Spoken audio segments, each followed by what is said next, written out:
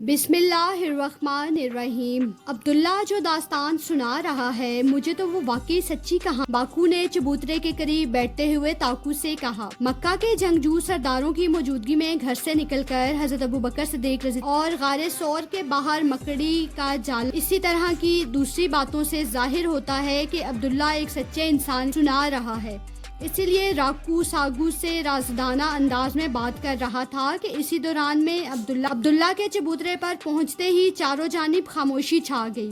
ہر کوئی منتظر تھا کہ عبداللہ کل والے واقعے سے اپنی بات شروع کرے۔ عبداللہ نے چاروں جانب نظر دوڑاتے ہوئے اپنے قریب بیٹھے ہوئے سردار کی جانب ایسے دیکھا جیسے اجازت طلب کہ وہ اپنی گفتگو۔ سردار نے عبداللہ سے کہا، کل جہاں بات ختم ہوئی تھی وہاں سے دوبارہ میں بتا رہا تھا۔ عبداللہ نے گفتگو شروع کرتے ہوئے کہا، رحمت دو جہاں صلی اللہ علیہ وآلہ وسلم نے اپنے ساتھیوں کے ہمراہ یثرب کی جانب دوبارہ سفر شروع کیا۔ دوران سفر کھانے پینے کی چیزیں ختم ہو گئیں تو راستے میں بستی کی تلاش شروع ہوئی جہاں سے کھانے پینے کی کچھ چیزیں لی جا سکیں۔ ابھی تھوڑی دور گئے تھے کہ راستے میں قدید کے مقام پر ایک بدو خاندان کا خیمہ نظر آیا۔ نبی کریم صلی اللہ علیہ وآلہ وسلم نے دیہاتی خاتون ام معبد سے کھانے پینے کی چیزیں طلب کی تو اس نے بتایا کہ خشک سالی کے ان دنوں میں صرف ایک کمزور سی بکری ہے جس کے تھنوں کا دودھ خشک ہو چکا ہے۔ عبداللہ نے ابھی اتنا ہی کہا تھا کہ باکو نے جلدی سے پوچھا، ام معبد کے ہاں کھانے پینے کی کوئی چیز نہ ہو؟ محمد صلی اللہ علیہ وآلہ وسلم اور ان کے ساتھیوں کا کیا بنا؟ میں یہی بتانے لگا تھا۔ عبداللہ نے گفتگو کا سلسلہ دوبارہ شروع کرتے ہوئے کہا، رحمت دو جہاں صلی اللہ علیہ وآلہ وسلم نے ام معبد کی کمزور اور مریل بکری کے تھنوں کو اپنا مبارک ہاتھ لگایا، ان سے اتنا زیادہ دودھ نکلا کہ اس سب لوگوں کا پیٹ بھر گیا، بلکہ مزید دودھ کا بڑا برتن بھر گیا۔ اس کے بعد یہ قافلہ مختلف جگہوں سے ہوتا ہوا سفر پر روانہ ہو گیا۔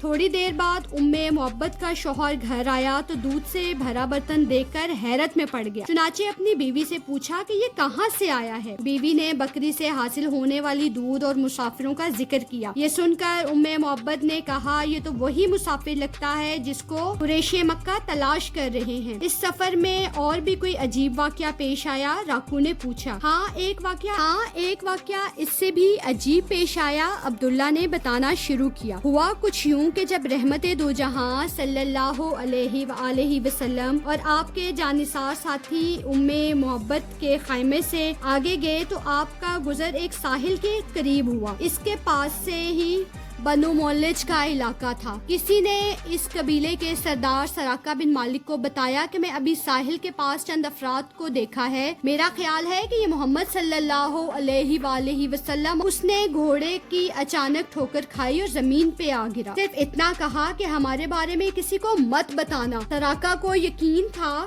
کہ محمد صلی اللہ علیہ وآلہ وسلم نے جو کچھ بھی فرمایا ہے آنے والے وقت میں یہ سچ ثابت ہوگا، اس لیے اس نے رحمت دو جہاں صلی اللہ علیہ وآلہ وسلم سے گزارش کی کہ مجھے ایک تحریر لکھ دیں جس میں میری جان کی امان ہو۔ اس پر رحمت دو جہاں صلی اللہ علیہ وآلہ وسلم کے حکم پر عامر بن فہیرہ رضی اللہ عنہ نے چمڑے کے ایک ٹکڑے پر یہ تحریر لکھ کر سراقہ کو دے دی۔ محمد صلی اللہ علیہ وآلہ وسلم اور ان کے ساتھی کتنے دنوں میں یثرب پہنچے؟ ساگو نے پوچھا۔ یثرب سے پہلے راستے میں ایک چھوٹی سی بستی قبا آتی ہے۔ غار ثور سے بستی تک پہنچنے میں رحمت دو جہاں صلی اللہ علیہ اور آپ کے ساتھیوں کو 10 دن لگے۔ قبا میں آپ نے کلثوم بن حزم کے ہاں قیام کیا۔ اس قیام کے دوران ہی آپ کے چچا زاد حضرت علی رضی اللہ عنہ کو لوگوں کی امانتیں لوٹا کر قبا پہنچ گئے۔ اس دوران میں آپ لوگوں کے ساتھ مل کر ایک مسجد تعمیر کی جو آج بھی مسجد قبا کے نام سے مشہور ہے۔ عبداللہ نے بتایا، قبا سے یثرب پہنچنے میں کتنے دن لگے اور یثرب والوں نے آپ سے کیا سلوک کیا؟ تاکو نے معلوم کیا۔ رحمت دو جہاں صلی اللہ علیہ وآلہ وسلم نے قبا بستی میں 4 دن قیام کیا۔ اس کے بعد اپنے جانثار ساتھی حضرت ابوبکر صدیق رضی اللہ عنہ کے ساتھ کسوہ اونٹنی پر بیٹھ کر یثرب روانہ ہوئے۔ قبا سے روانگی سے قبل آپ نے اپنے ننہال بنو نجار کو پیغام بھیجا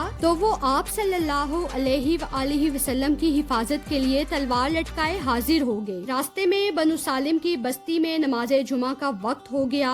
آپ صلی اللہ علیہ وآلہ وسلم نے وہاں 100 آدمیوں کو جمعہ کی نماز پڑھائی۔ اسلام میں یہ پہلا جمعہ تھا۔ نماز کے بعد آپ صلی اللہ علیہ وآلہ وسلم نے دوبارہ یثرب کا رخ کیا۔ اس وقت لوگ استقبال کے لیے امٹ پڑے۔ جب آپ شہر میں داخل ہوئے تو لوگوں نے آپ کا ایسا شاندار استقبال کیا کہ اس کی مثالیں پیش نہیں کی جا سکتی۔ اس روز یثرب مدینہ النبی بن گیا۔ ان کی رفاقت میں آپ صلی اللہ علیہ وآلہ وسلم نے یثرب کا رخ کیا۔ وہ خوشی کے ساتھ پڑھ رہی تھیں۔ اس موقع پر نثار کی بچیوں کی خوشیوں کا کوئی ٹھکانہ۔ جب تک اللہ کو پکارنے والا پکارے، ہم پر اللہ کا شکر واجب ہے۔ اے ہم پر بھیجے گئے نبی، آپ ایسے دین کے ساتھ آئے ہیں جس کی اطاعت فرض ہے۔ رحمت دو جہاں صلی اللہ علیہ وآلہ وسلم کے خادم خاص حضرت انس بن مالک رضی اللہ عنہ فرمایا کرتے تھے کہ میں نے اس دن سے زیادہ مبارک اور خوشی کا دن نہیں دیکھا جس دن رحمت دو جہاں صلی اللہ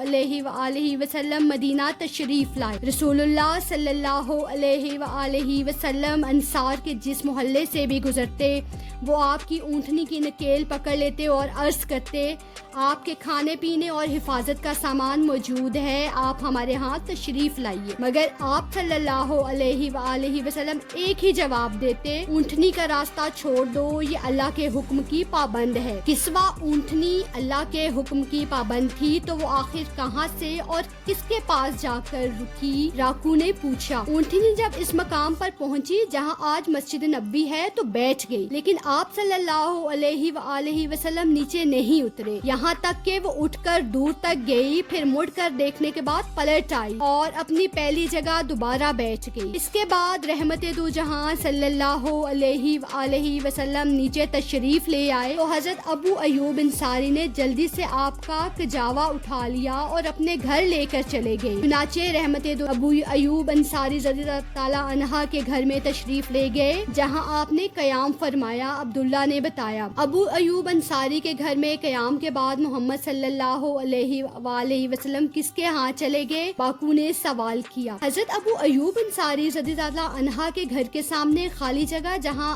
آپ کی کسوہ اونٹنی بیٹھی تھی، آپ نے اس جگہ مسجد بنانے کی خواہش ظاہر کی تو معلوم ہوا کہ یہ زمین دو یتیم بچوں سہیل بن عمرو اور سہل بن عمرو کی ہے۔ آپ نے زمین کے مالک بچوں کو قیمت دینے کی کوشش کی تو انہوں نے قیمت لینے سے انکار کر دیا، مگر آپ نے بطور حکم انہیں قیمت وصول کرنے کا کہا تو وہ زمین کی رقم لینے پر آمادہ ہو گئے۔ زمین خریدنے کے بعد آپ صلی اللہ علیہ وآلہ وسلم نے اس پر مسجد کی تعمیر کچی اینٹوں اور گارے سے مکمل کی۔ فرش پر ریت اور کنکریاں بچھائی گئیں، کھجور کے تنوں اور اوپر کھجور کی خشک ٹہنیاں بچھا کر چھت بنائی گئی۔ جب بارش ہوتی تو چھت ٹپکنے لگتی اور مسجد کے اندر کیچڑ ہو جاتی تھی۔ مسجد کے ساتھ کچی اینٹوں اور گاروں سے 2 کمرے بنائے گئے۔ حضرت ابو ایوب انصاری کے ہاں قیام کے بعد رحمت دو جہاں صلی اللہ علیہ وآلہ وسلم اپنے اہل خانہ کے ساتھ چھوٹے چھوٹے 2 کمروں میں منتقل ہو گئے۔ عبداللہ نے باکو کے سوال کے جواب میں تفصیل سے بتایا۔ محمد صلی اللہ علیہ وآلہ وسلم ساگو نے پوچھا۔